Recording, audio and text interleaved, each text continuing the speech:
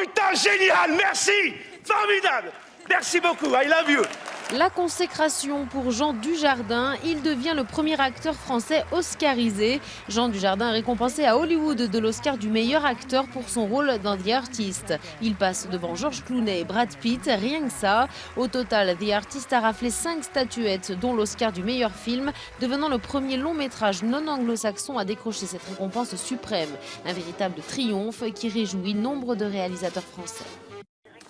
Les Oscars, c'est un connaisseur qui vous en parle. Meilleur film étranger, meilleur scénario pour un homme et une femme. Claude Lelouch sait bien ce que ces récompenses-là peuvent changer dans une carrière. C'est une grande victoire pour la France.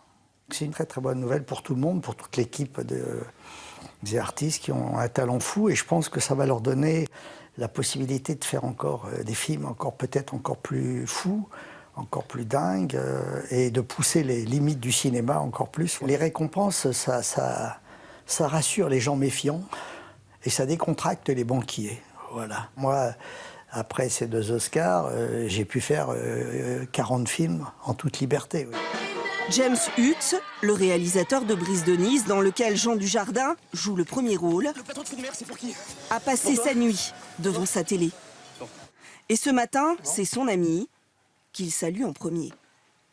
Quand vous le filmez, on ne regarde que lui, quoi. C'est une sorte d'injustice comme ça, sa photogénie, mais ça suffit pas. C'est vrai qu'une fois qu'on a la prédestination, le talent, il faut le travail, et Jean est un bosseur acharné. Une très belle déclaration d'amour au 7e art. C'est ainsi que le ministre de la Culture salue ce matin cette avalanche de récompenses. Le fait qu'un film français obtienne l'Oscar du meilleur film, ce qui n'était jamais arrivé, et non pas du meilleur film étranger, donne au cinéma français une dimension planétaire qu'il a toujours eue, mais qui est enfin reconnue d'une manière exceptionnelle. Avec ces 5 Oscars, c'est toute la famille du cinéma français qui est aujourd'hui à l'honneur. Dans le reste de l'actualité, cette nouvelle fusillade dans un lycée américain. Un étudiant armé a fait feu sur ses camarades ce lundi matin dans la cafétéria d'un établissement de l'Ohio. Un bilan encore provisoire fait état d'un élève tué et 4 autres blessés. Le tireur a été arrêté. On ignore pour le moment les raisons de son acte. Et puis un autre drame, un collégien de 17 ans a été poignardé à mort ce lundi après-midi dans l'enceinte d'un lycée de Mayotte. Le Sénégal s'achemine vers un second tour de la présidentielle au lendemain d'un scrutin qui s'est déroulé dans le calme. Scrutin sous haute tension après les violences qui ont suivi la validation de la candidature d'Abdoulaye Wade. Selon les premiers résultats provisoires, le président sortant et l'opposant et ancien Premier ministre Macky Sall seraient au coude à coude. Cours de calcul toute la nuit dans une école de la banlieue de Dakar, transformée en bureau de vote. On compte et on recompte les voix et le calcul est refait par 14 paires d'yeux, les représentants des candidats. Verdict, la prime au président sortant joue encore.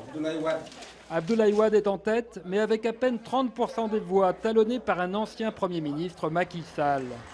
Ce matin, le doublé de notre bureau test est confirmé au niveau national. Les chiffres des partis sur 2 tiers du territoire donnent Wade à 30%, Macky à 28%. Le vieux chef n'est plus majoritaire. Il a bien travaillé, mais compte tenu de son âge, vraiment, qu'il se repose. Oui, oui. Et qu'on respecte le verdict du suffrage universel. Le président est rattrapé par un proche qui l'a renvoyé du pouvoir en 2008. Macky Sall demandait au fils du président, Karim Wade, d'expliquer des dépenses ruineuses sur la corniche de Dakar. Aujourd'hui, Macky le républicain recueille les fruits de la résistance à une dérive monarchique. J'avais une posture de résistance parce que je considérais que la patrie importait plus que le parti. J'étais dans le même parti que Wade, j'étais son numéro 2. Et ma conviction, c'était que même dans un même parti, les institutions doivent jouer leur rôle.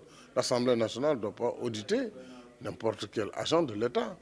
Macky Sall dit ne pas douter du report des voix des autres candidats pour écraser Wade au 2e tour. Mais au Palais, on attend les résultats officiels pour reconnaître un 2e tour. On continue avec ce nouveau coup dur pour la compagnie de croisière italienne Costa. Un peu plus d'un mois après le naufrage du Costa Concordia en mer Méditerranée, c'est au tour d'un autre navire de connaître des difficultés. Le Costa Allegra est à la dérive au large des Seychelles. À bord, 1 millier de passagers et membres d'équipage. Tous seraient en bonne santé. C'est un incendie dans la salle des générateurs qui serait à l'origine de cette dérive. Le feu a été maîtrisé. On termine avec le palmarès 2012 du guide Michelin. Il vient d'être publié. 10 restaurants prennent une 2e étoile et un chef haut-savoyard récolte la distinction suprême. 3 étoiles pour cet ancien second de Marc Vera. Il s'appelle Emmanuel Renaud et est installé à Megève. On dit de sa cuisine qu'elle raconte la montagne. Un récit culinaire qui a probablement séduit les critiques du guide Michelin. Ou peut-être ont-ils été inspirés par sa passion pour les produits du terroir. Un terroir d'adoption pour ce natif de Picardie, formé par les plus grands de Christian Constant à Marc Vera. Emmanuel Renaud est à 44 ans le seul chef à obtenir cette année en France une 3e étoile. Il faut se pincer pour vraiment réaliser que c'est vraiment une consécration de beaucoup d'années de travail. Et dans son restaurant au nom joliment prédestiné, les flocons de sel, l'émulation est collective. Cette 3e étoile a été gagnée en équipe. On est sur un petit nuage en ce moment, donc ouais, on est super contents, quoi. Vraiment content. On n'a pas travaillé pour rien, ça fait 3 ans qu'on collabore avec Emmanuel Renaud et ouais, vraiment heureux. Déjà sacré meilleur ouvrier de France en 2004, Emmanuel Renaud se voit comme un artisan et il le jure, le meilleur reste à découvrir. Le jour de ma vie, c'est tous les matins, c'est le bonheur, c'est le plaisir, c'est de se lever heureux et de faire ce qu'on...